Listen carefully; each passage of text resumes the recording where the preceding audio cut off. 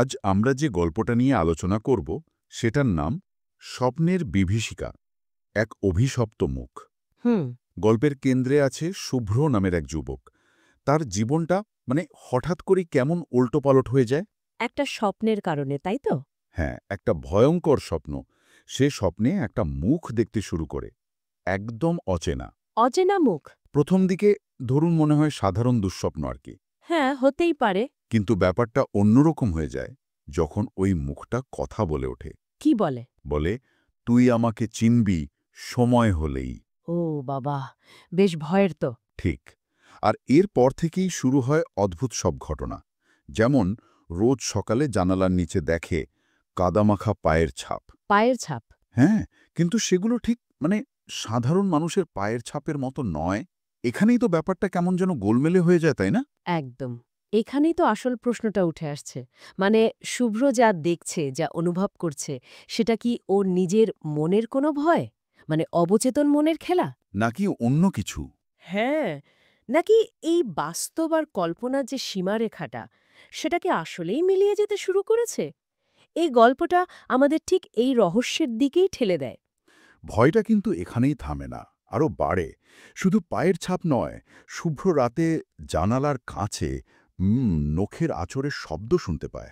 নখের আঁচড় কাছে? হ্যাঁ, ছায়ামূর্তি দেখতে থাকে। আর একদিন তো মানে জানালার কাছে স্পষ্ট আঙুলের ছাপ দেখতে পেল। আঙুলের ছাপ?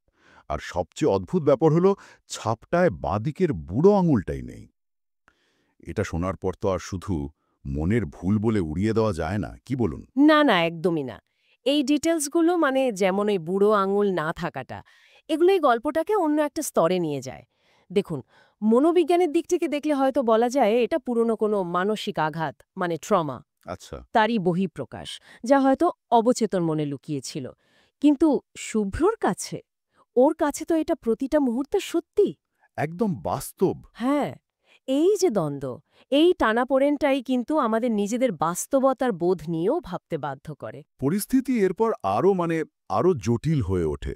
শুভ্র এবার নিজের ঘরের জানালার বাইরেই ওই মুখটা দেখতে শুরু করে। সরাসরি? হ্যাঁ, কপালে একটা গভীর কাটা দাগ, ঠোঁটে শুকনো রক্তের চিহ্ন। অজানা নম্বর থেকে ফোন আসে। ফোন? হ্যাঁ, কিন্তু ওপাশ থেকে কেউ কথা বলে না, শুধু ভারী নিঃশ্বাসের শব্দ। দরজায় টোকা পড়ে রাতে, কিন্তু খুলে দেখে কেউ নেই। কি সাংঘাতিক! আর একদিন তো দরজার সামনে একটা পুরনো ছবি পাওয়া গেল। ছবি? কিসের ছবি? ছবিতে শুভ্রর সাথে আরেকজন অচেনা যুবক। ছবির পেছনে নাম লেখা অভি, আর লেখা নর্থ হোস্টেল ২০১০। অভি ২০১০। কিন্তু শুভ্র এই অভি নামের কাউকে চিনতে পারছে না। এখানেই তাহলে গল্পের আসল রহস্যটা মানে উকি দিচ্ছে। হ্যাঁ। খোঁজ নিয়ে শুভ্র জানতে পারে ২০১০ সালে নর্থ হোস্টেলে ওর সত্যি একজন রুমমেট ছিল, অভিষেক, মানে অভি, আচ্ছা।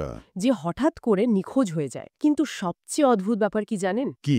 শুভ্রর স্মৃতি থেকে কলেজের সেই পুরো বছরটাই যেন একদম মুছে গেছে। পুরো একটা বছর মনে নেই? কিচ্ছু না। এমনকি ওর পুরনো ডায়েরিতেও এমন কিছু লেখা পাওয়া যায় যা ওর নিজের হাতের লেখাই নয়। যেমন? যেমন একটা জায়গায় লেখা, আজ দরজা খোলা রাখিস। এটা ও লেখেনি? না। তাহলে এটা কি শুধুই স্মৃতিলোপ পাওয়া, নাকি অতীতের কোনো ভয়ঙ্কর সত্যি, মানে ফিরে আসতে চাইছে? এই স্মৃতি আর পরিচয়ের খেলাটা কিন্তু সাংঘাতিক। গল্পের শেষে তো আতঙ্ক একেবারে চরমে। শুভ্র ব্যাপারটা কি ঘটছে জানতে জানালা একটা ক্যামেরা লাগায়। আচ্ছা, ক্যামেরা? হ্যাঁ, পরের দিন রেকর্ডিং দেখতে গিয়েও রক্ত জল হয়ে যায়। কি দেখে? দেখে সেই মুখটা সোজা ক্যামেরার দিকে তাকিয়ে বলছে, এটা তোর মুখ, যা তুই আমায় দিসনি। কি বলছে? এটা তোর মুখ। যা তুই আমায় দিসনি। ভাবা যায়। আর সেই শেষ রাতে স্বপ্নে মুখটার শান্ত নেই, চিৎকার করে বলছে, ফিরে দে। ফিরে দে? কি ফিরে দেবে? সেটাই তো প্রশ্ন। এরপর শুভ্র নিখোঁজ। শুভ্র নিখোঁজ? হ্যাঁ, পুলিশ ওর ঘর থেকে শুধু একটা নোট পায়। নোটে কি লেখা? হ্যাঁ, আমি স্বপ্নে যাকে দেখতাম এখন সে আমাকে দেখে।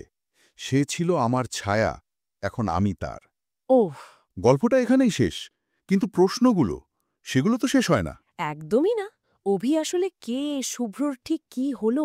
তাদের সত্তা কি মানে সত্যি বদলানো হয়ে গেল? এই অমীমাংসিত প্রশ্নগুলোই কিন্তু সবচেয়ে বেশি ভয়ের। তাহলে এই পুরো আলোচনা থেকে যে বিষয়গুলো স্পষ্ট হচ্ছে, একটা ভয়ানক অভিজ্ঞতা যা স্বপ্ন থেকে বাস্তবে হানা দেয়, হ্যাঁ, একটা ভুলে যাওয়া অতীত যা হয়তো প্রতিশোধ নিতে ফিরে আসে, হ্যাঁ, আর সবশেষে এক চরম ধোঁয়াশাপূর্ণ পরিণতি যা আমাদের অস্তিত্ব নিয়ে প্রশ্ন তুলে দেয়। ঠিক তাই। আর গল্পটা দেখুন আমাদের সবার জন্য একটা গভীর চিন্তার খোরাক রেখে যায়।